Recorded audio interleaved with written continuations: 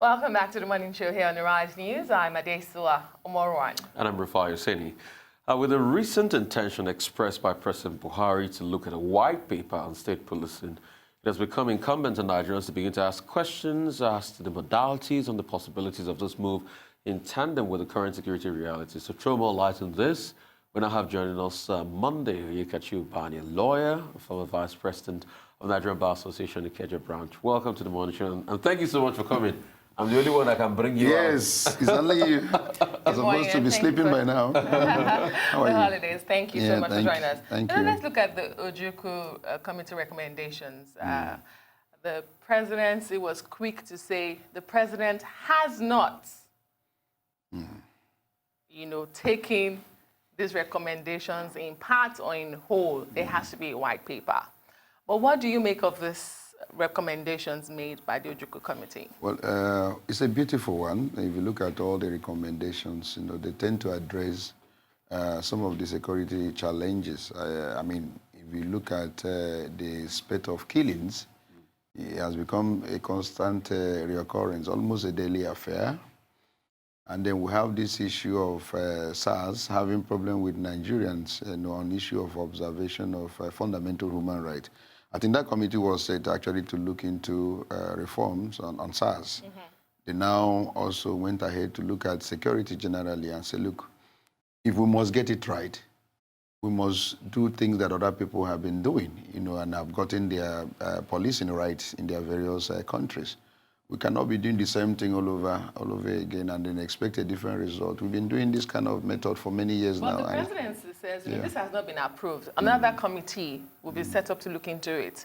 Are you optimistic? Because this is not the first time we are getting recommendations for state and even local policing, community policing. What is different? You seem to be optimistic. I think we owe this country a responsibility as citizens in order to press for some of the things we want. I mean, the people that are there are elected by us, and they're there to represent us. And if we have one voice towards certain policies, we think government should look towards that direction. Government should be able to listen to us, unless they are not elected by us. So if they're elected by us, they should consider some of the things we are saying. Well, I don't want to enter into the argument and semantics whether the president agreed or did not agree, because when you say, look, go and work out the modalities of the recommendation, I don't understand what you mean by, because that's an acceptance. You didn't in any way voice out any disagreement with all the points they raised. What you have asked them to do, these are your recommendations, go and do a detailed work and then present it, So to me, that is a partial acceptance. But beyond the issue of whether he has accepted or not, I think we, the citizens, have to now demand from the people that we have elected the kind of governance, the kind of policy they should be churning out that will be beneficial to us. I looked through the social media. Somebody pointed it to me out that the president has actually agreed. And I looked through the internet and I discovered that there was such reporting that the president has actually agreed. And I posted it on my Facebook. Come and see reactions. People were so happy, and they told me, Mr. Ubani, we told you that is this president's second time around. Message by Garba Shehu. That's before Shehu Garba's message. I'm talking about before that time. I accepted it and all that. So I posted it, and I was commending the president for taking that, action that I consider very drastic. So people are now telling me, we told you that the president is very, is going to be very realistic this time around. He's going to work for the interests of the country and all. In other words, a lot of people were commending the president, even though it later turned out to be that he did not accept it. I mean, he asked them to go and work on the modalities. So what I'm trying to say is that the president must actually by now gauge the reactions of Nigerians towards what has happened between him and the committee, how the thing was reported, how Nigerians became very enthusiastic, in that report, believing that he has actually approved before the retraction. So he should be able to know what we want as a nation by now. Professor Ubani, let me take you on this, because a lot of people have been talking in many quarters, and they're saying, you know what, it's untrue. Because take, for instance, see the last time the president was aware that the vice president didn't make some move as regards SARS. See that everything the vice president did say in his capacity as the president was rebuffed, was changed. Also, we keep talking about reports, But we have a certain Orosanye report on police reforms in this country. I agree with you. Barrister Ubani, we've forgotten that report. Yeah. So it's a report every time. Now we are so quick to do the Anthony Ojuku report, but there's an Orosanye report that is on ground and nothing has been done. So some Nigerians are saying it's just report. It's just rhetoric and semantics. Yes, I will not follow the trend in expressing pessimism about certain things that goes on in this country because it will not help us.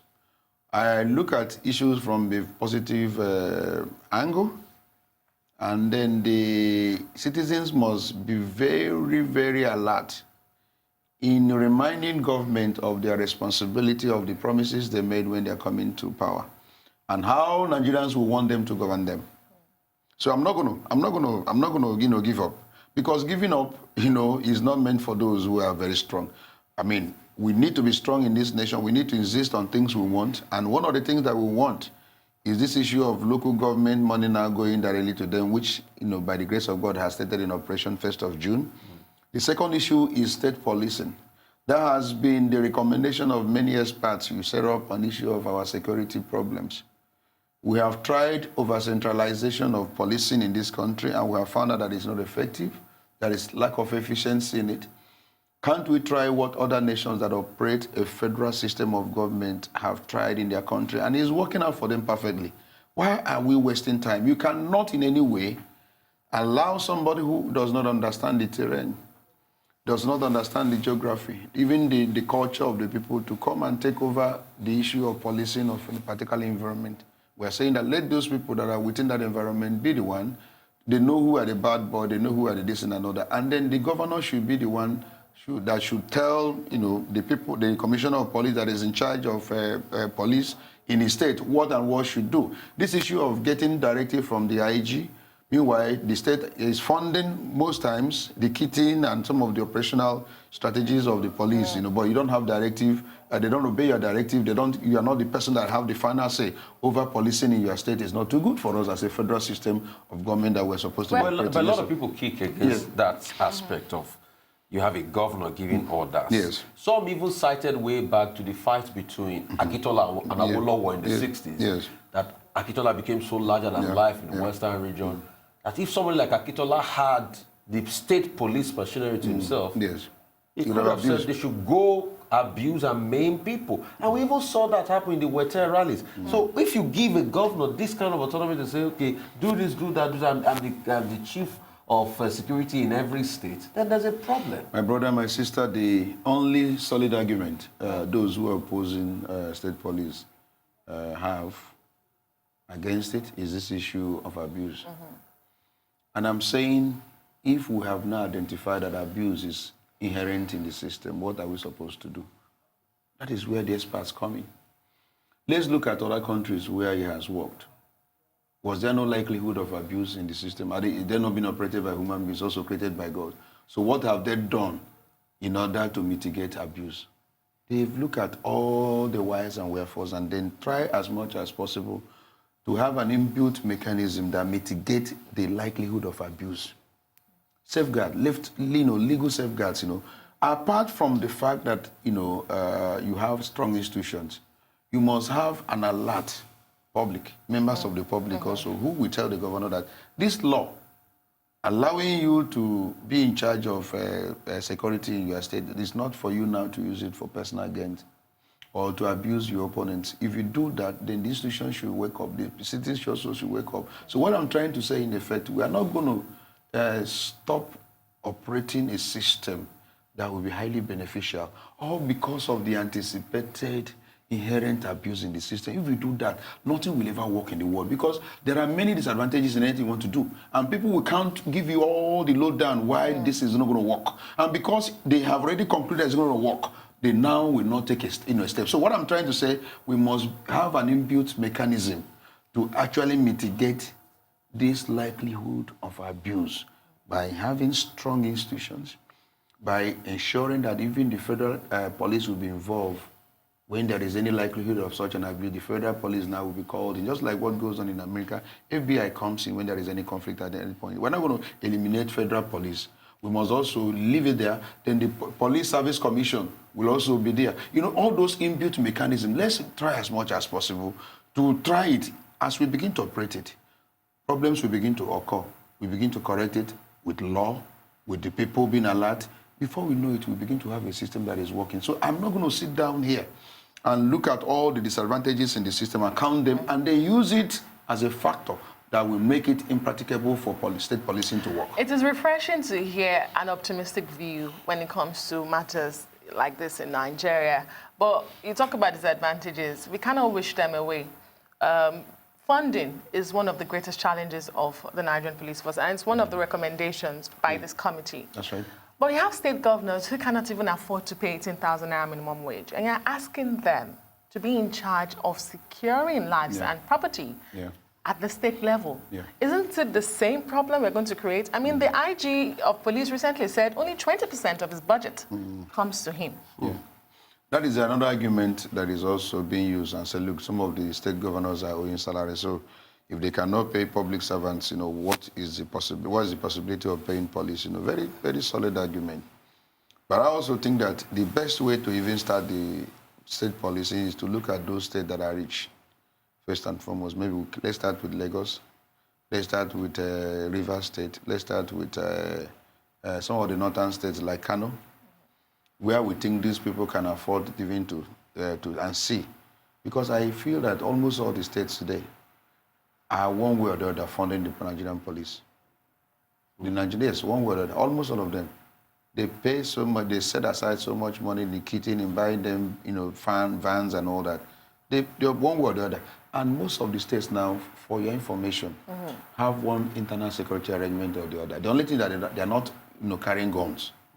In Lagos, we have LNSC. Beautiful. In the north, it's the same thing. Most of them are the one that kids them, buy the vehicles, operational things that they need in their various states. Most of the governors are spending money on this. They're also advocating for some states. Some of them are also having internal security arrangement. Almost all the states now. In Anambra is there. I just read of Abia now. Abia want to revitalize the old Bakassi boys. Okay. Would that not be a big problem? See, what was would that not be? We all know what. I know what they're saying. What we're saying is, let there be a legislative enactment. Okay. And those enactments will look at all these likelihood of abuse and them. Even as they become operational, when those issues, which we always anticipate, will arise, the experts will come in and say, okay, gentlemen, we have done it this way. There is a defect here. What do we do to correct it? Because what you have not operated, you cannot stay here and begin to look at all the and then now begin to list them out. It is when it becomes operational, then those things become very glaring. It's okay, this is where we have made a mistake. This is where we need to correct another. So my own take in all this is that we have applied one method, command and control, that is over-centralized, in managing our policing system. And we have found that is very defective. Let's try another option. Yes, and that option is what we're recommending now. Yes, First, sir. I'll take you further on that question. Yes, sir. A state like Kogi, we hear, has not paid salary for 32 months. I heard they were receiving a lot, last week. Elections are in November. So meaning that there was money. But what's their lot? I hear that if your salary is 10 naira, you are being paid 4 naira, like 20% of the salary, and the next thing, they say, okay, they've paid you for the month. That's the kind of alert I hear they are receiving. So it's not even a full-on alert. And there's also something called security vote. Yes. So if state police come, should they scrap the security vote? Because the security vote... Let me tell you, it has no... What does Constitution say about security vote? There's no provision. Security, when we talk, maybe I'll come here one day and talk about this issue of fight against corruption. In as much as I agree that we must go after those who have taken money out of the system, the most important aspect of our fight is to actually discover the opportunities through which they steal our public funds and stop it. One of them is security vote. There is no provision for it in the law. So how come? It's a military practice we inherited, and we have left it because it's benefiting the political class. Are you following me? So why would we allow a governor to take up to 1-point-something billion in a month? It was something like that was being taken in Abia State. Out of state allocation? Yes. 1-point-something billion by a governor. He did it for almost 8 years. Every month, he takes that. And then insecurity is all over the place. and nobody's saying anything. So what we're saying is that these are measures through which these guys take money out of our system. Now that you have a state police, let that money now be used to fund your state police and then ensure that there's security in your state. Because of this federal arrangement, that's the reason why most of them take this money and say, oh, the federal presence is not much. We're not enjoying this presence of the police in our state. I'm taking this money in order to ensure that my state is actually being policed. Now, if you have a state police, does the governor have any moral right anymore to take such money out of the system on grounds of security vote? He will not, because there is already security apparatus that is for the state. So he has no reason to do that. So what I'm trying to say that over time, there must be optimism. My bro, I know the pessimism, and I know the disadvantages people have been highlighting in creating state police and local government police. We must take this into cognizance. I'm not asking that we overlook all those fears, but in making the laws and working out the modalities, all these fears must be addressed. But when it becomes operational, if it's allowed to become operational, and these things begin to crop up, experts will to come in and say, okay, this is where we got it wrong, this is where we should correct it. So this correction, checks and balances, correctional measures being put in place will make us to get to the level where we'll be like other nations. But Ubani, I hear another conversation and argument in the line of over-weaponization of Nigeria. Yeah. So take, for instance, immigration carries arms in this country. Yeah. NSCDC, Civil Defense Corps, we know how those ones were set up. They were just set up to organize the people in case there were going to be a bombing during the Civil War. That was why they set them up. They too, they carry arms in this country. Federal police carry arms in this country. State police will carry arms. Local government will carry arms. You have over 5 arm-carrying parastatals. See, we're not protected. Yeah, go ahead. What's the in question? this country. We're still not being protected. So over-weaponization. The military carries arms. The Navy carry arms. The Air Force carry arms. I don't have a problem with all the security agencies that are licensed, if they carry arms, provided that those arms are not turned against innocent Our citizens. street not inundated with too much If weapons. they can use it against criminals and get them arrested and all that, to me, I don't see it as a problem. Where we even have problem with issue of weapons and misuse of weapons is even with the police. All those other agencies you've mentioned, we have never heard them, shoot people anyhow. Where we always have accidental discharge is from Nigerian police. I've never heard the Navy, shooting Nigerians, or even in the Nigerian army. It's always police that always misuse firearms. So I agree with you.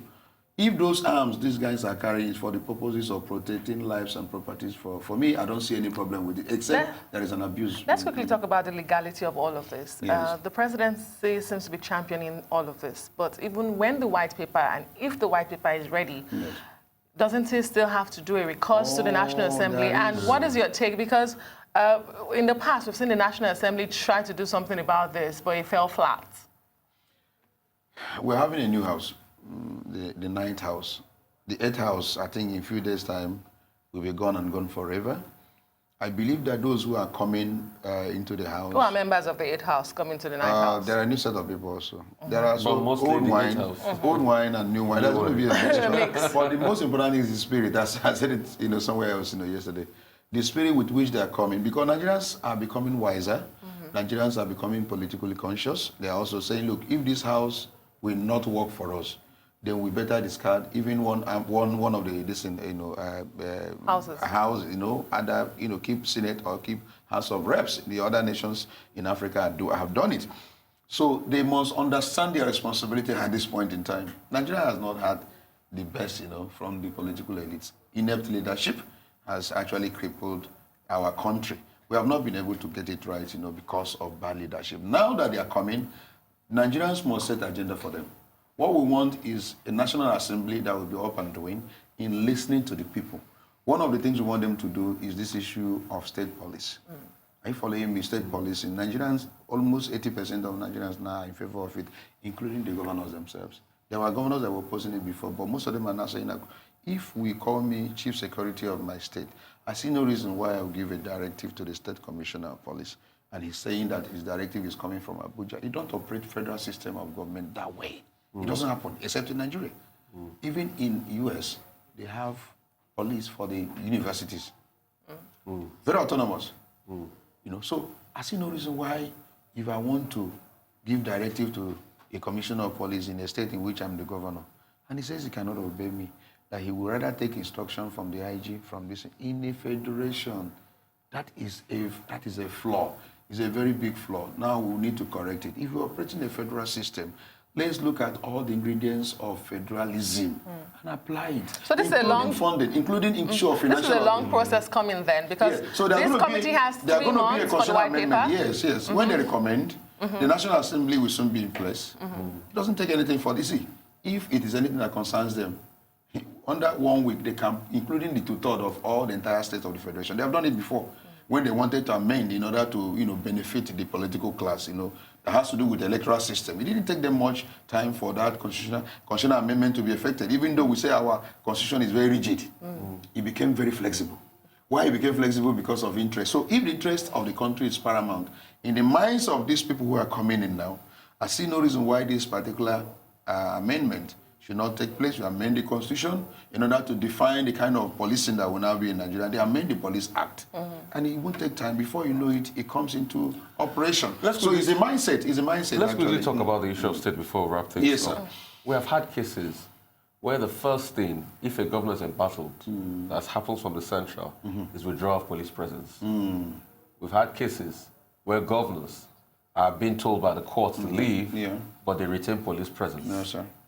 If we have state police, wouldn't a governor always keep police presence, even if in a case where he's been told to leave office? Now, those abuses you mentioned, those abuses you mentioned at the federal level, it did happen. Did the country crumble? So if the abuses now you are mentioning now also will happen at the state level, over time, we will raise uproar, we will cry, we will shout. One day we'll get it right, where a governor will not in any way Indeed, we'll get right. Many thank you, Pastor Monday. Thank you so much. And that brings us to the end of the Morning Show today. I'm Adeso Almoran. And I'm Rufai Osedi. Goodbye.